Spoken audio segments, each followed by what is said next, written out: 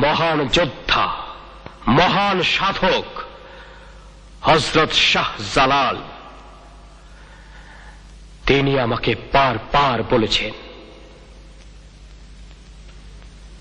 কি বলেছেন? জানি না মালিক।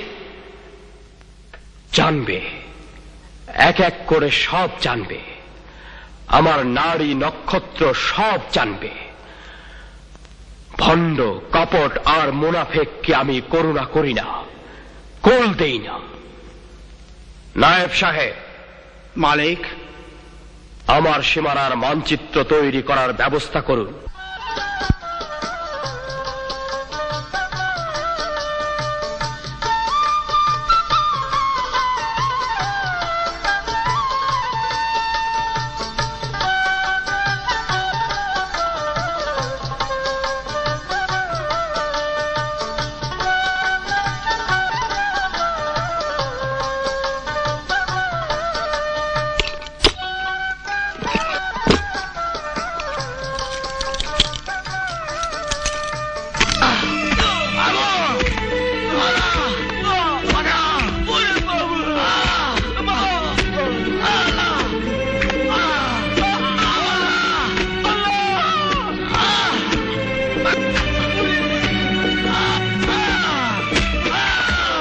নায়েব সাহেব, 3টা ডাকাতকে আমি যা শাস্তি দিলাম তা কি ঠিক হলো?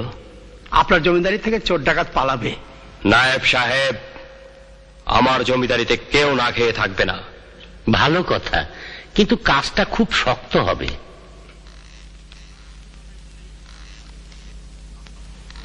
শক্ত হবে বলেই তো কাজটা করব।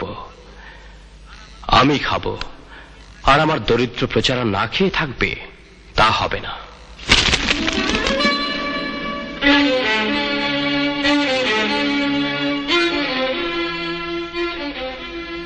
ম্যানেজার, হিসাব নিন, তালিকা করুন, সবাইকে কাজের সুযোগ দিন। শত্রুরা বলে আমি অত্যাচারী। হ্যাঁ, আমি কঠোর আর নিষ্ঠুর। সে তো যারা লুট করে, ডাকাতি করে তাদের জন্য। খেটে খাওয়া প্রজা আমার আপনজন।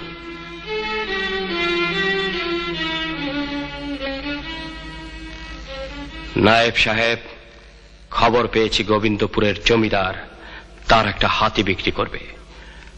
আমি সেটা খরিদ করব। পিলখানায় 2টো হাতি আছে মালিক। 2টা 3টা হবে। আমার 16টা ঘোড়া আছে, 26টা হবে। আমার ঘোড়া ঢাকার নবাবের ঘোড়াকে রেসে হারাবে।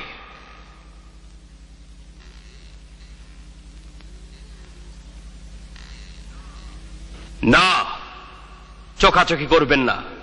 আমার ঘোড়া জিতবে, হ্যাঁ জিতবে। শোনেন ম্যানেজার, আপনার প্রথম কাজ আমার বাওয়ালি বজরা সাজাবেন। 1 দণ্ডের মধ্যে আমি সুনামগঞ্জ সদরে যাত্রা করব।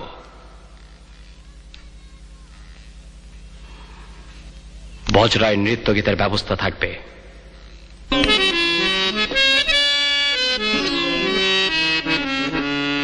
নিশা লাগিল রে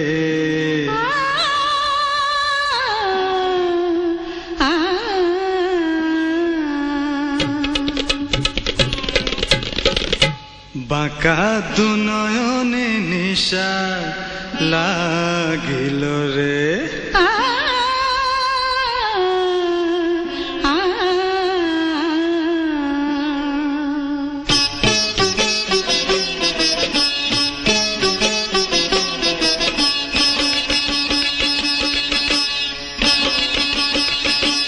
নিশা লাগিল রে বাঁকা দুনয়নে, নিশা লাগিল রে।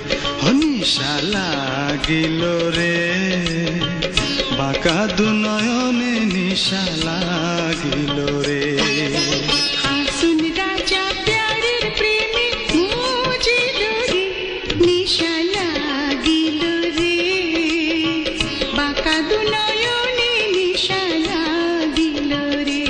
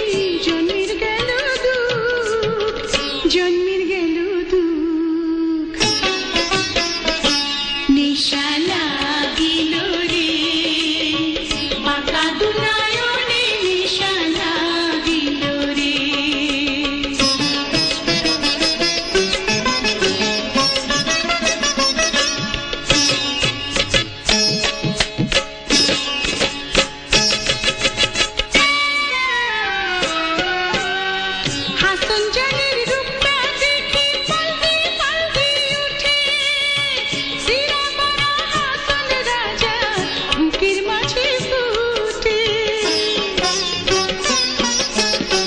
হাসন জানের রূপটা দেখে পালকি পালকি উঠে সিরা পরা হাসন রাজা বুকের মাঝে ফুটে বুকের মাঝে ফুটে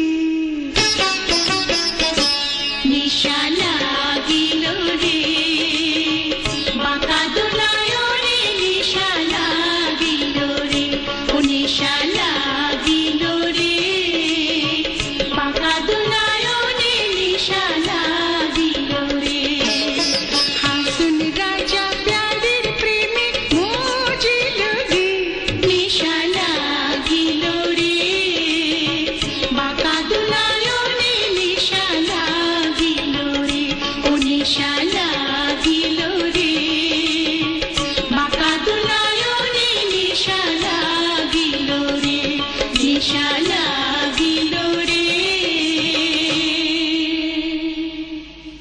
থামো।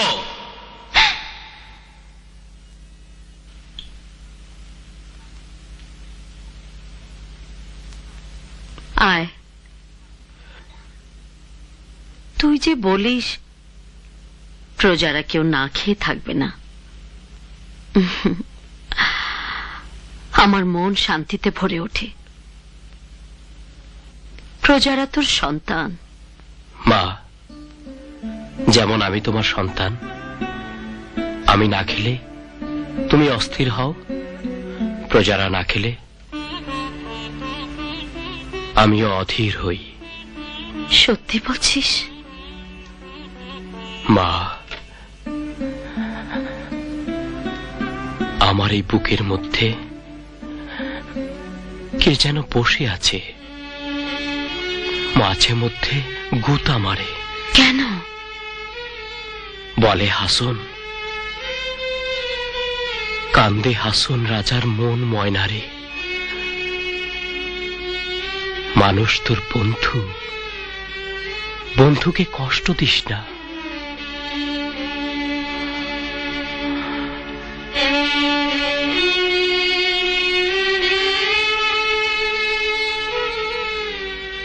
মা, আমি কাউকে কষ্ট দিতে পারবো না। মায়ের দোয়া তুই পাবি। চুপ চুপ, দেওয়ান সাহেবের আস্থা বল, যদি টের পায় জান খতম করে দেবে। তার কাছে হাতি ঘোড়া বড়, আমরা আমরা তুচ্ছ। চান্দা বাক্কা বাহাদুর কইরে না বুঝু নিয়ে গেছেন। ঝড় বৃষ্টি আসছে, তোর আরাম হারাম। আমার একটা ঘোড়ার গতরে যদি এক ফোঁটা পানি লাগে তাহলে তোর রক্ষা নেই। দে শুকনো চট দে, চান্দা আর বাক্কার উপর দে। জি হুজুর।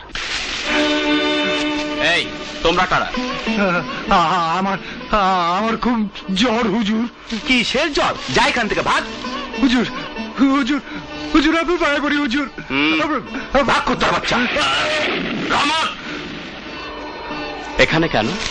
আমি আমি চলে যাব মালিক। থাকো থাকো, বৃষ্টি আসছে, যাবে কোথায়? আমার আমার দুই নাতি। দুটোকেই আমি নিলাম, তুমি শান্ত হও।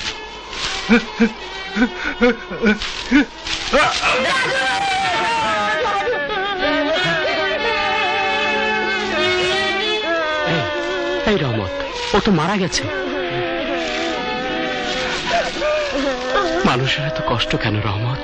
হুজুর, আমি কি বলবো? শোন, মাকে বলবি ওরা আমার আশ্রয়ে থাকবে, ওদের খাবারের ব্যবস্থা করবে, আর ওই বৃদ্ধকে দাফন কর। জি হুজুর।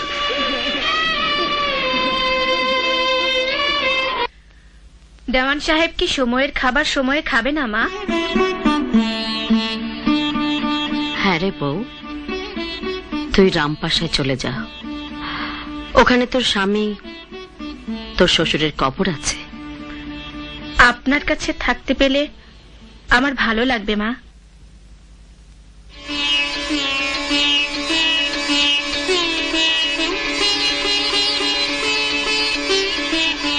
রে খা।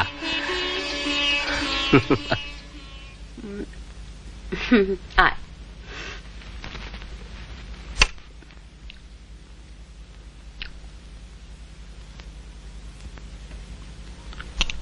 আশ্রিত দুই নাতিকে মক্তবে ভর্তি করে দেব। মক্তবে কেন? সাহেবদের স্কুলে দে। তোর মতো সাহেবী পোশাক পরবে।